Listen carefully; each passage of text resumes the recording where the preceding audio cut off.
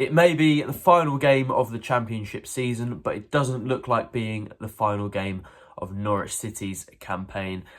They travel to Birmingham needing just a point to secure Championship playoff qualification, and in all truth, they probably don't even need that. But 5th is still up for grabs. Norwich is still competing with West Brom and Hull in that situation, and for that reason, they will be desperate to get a win over the Blues. But they won't go down easy. Of course, they are in serious relegation trouble and probably need a win against David Wagner's side to give them a decent chance of survival in the second division. Here on Tactics Board, I'm going to give you my predicted 11 for the game from a Norwich City perspective and give you a bit of a tactical preview of how I expect it to play out. So without further ado, here is the 11 I think Wagner will trust at St Andrews.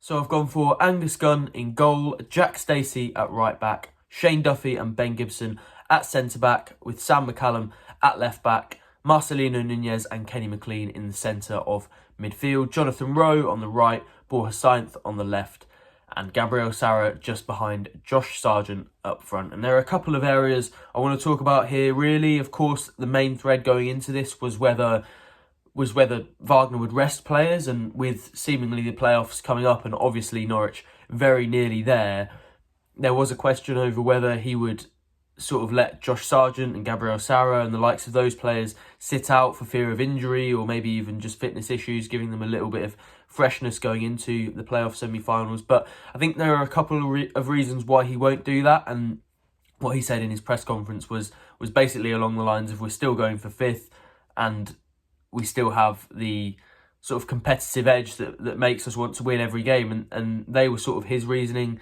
That was sort of his reasoning for it. I also think there's a match fitness aspect to it, in terms of the fact that if it got to playoff semi-finals and on, I think it's Sunday the 12th of May, if players hadn't played in this Birmingham game, it would be 15 days since their last competitive game. And having been in that cycle for almost all of the season of Saturday, Tuesday, Saturday, then going from that and expecting games that regularly to such a large gap, I think would be a bit of a problem. We saw it in the Champions League final in 2019, I think it was, where the end of the Premier League season came 3 weeks before the Champions League final, and that one between Liverpool and Tottenham was maybe one of the lowest quality, least entertaining Champions League finals we've ever seen. And I think it is a similar case with these Norwich players. He won't want them out of the match rhythm too much if they do get into the playoff semi-finals. He'll want them competing at full match readiness, and given they've got 8 days after this one to prepare for the semi-final, I'd be surprised if he really thinks they desperately need the rest in that time. So I think he'll go full strength for that reason. Obviously, in his pre-match press conference, anyone that hasn't seen that, it's obviously available on our channel. He did say that wouldn't be what he was doing.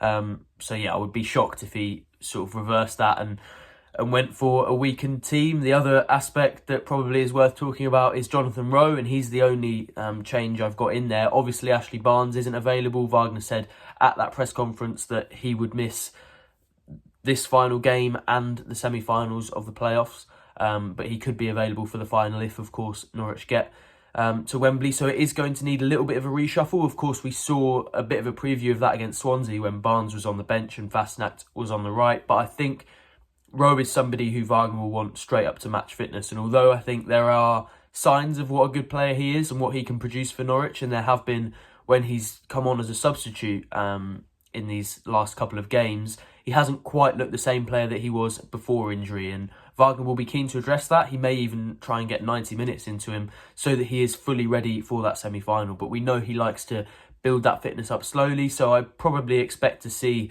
maybe around 60 minutes from Jonathan Rowe. But again, Christian Fastnacht is somebody he really, really trusts. He's obviously somebody who he went for in Ashley Barnes' absence last week, and I also wouldn't be surprised to see him in there. But if it was up to me, and I think Wagner will go the same way, I very marginally think this, then I would want to get as many minutes into Jonathan Rowe as possible so that he could then go and be ready for that semi-final. If we talk about Birmingham briefly, it doesn't feel like it's going to be a similar test for Norwich to what they faced in the last couple of weeks. Of course, Bristol City and Swansea have both been sides that have wanted possession, have been quite proactive in how they've done things. They've pressed quite high.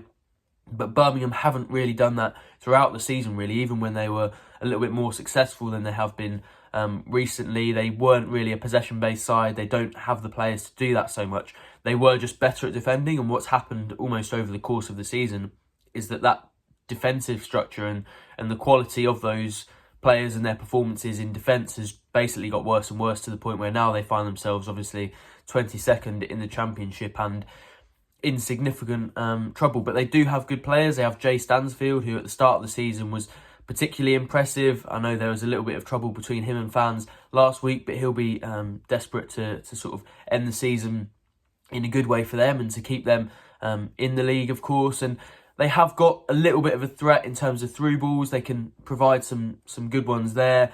They are good from set pieces as well, but obviously all of that is comparative. They are a side that's battling relegation. It is a game that Norwich should expect to win, and it's the sort of setup that they have done quite well against recently. Birmingham like to sit in, as I mentioned. A lot of it is about the defensive capabilities, and when it's going wrong defensively, it tends to be going wrong overall for them. But Norwich have been better recently at breaking down those teams, at creating chances against solid packed in defences, and with the players of the quality they have creatively, you'd back them to break down Birmingham. But of course, there is a bit more of an intangible element, and that's what's on the line for Birmingham. I actually spoke to former Norwich assistant manager and former Birmingham manager Lee Clark on Monday, I think. That interview will be available across our channels soon.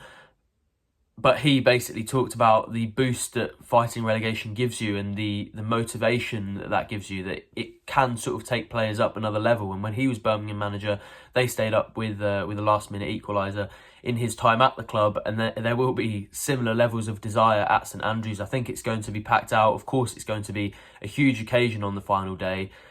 And I suppose a lot of it comes down to how well Norwich deal with that and how they just make it a normal game. And that might be a theme actually of the next few weeks, with hopefully the playoffs coming up for the Canaries. But based on their performance on big occasions this season, you'd back them. So hopefully a good result for Norwich. Of course, we'll have every kit covered from the West Midlands. So go across our channels for plenty more content. Go to pinkham.com/subscribe for the full package. Thank you for joining me on Tactics Board, and I will see you very soon.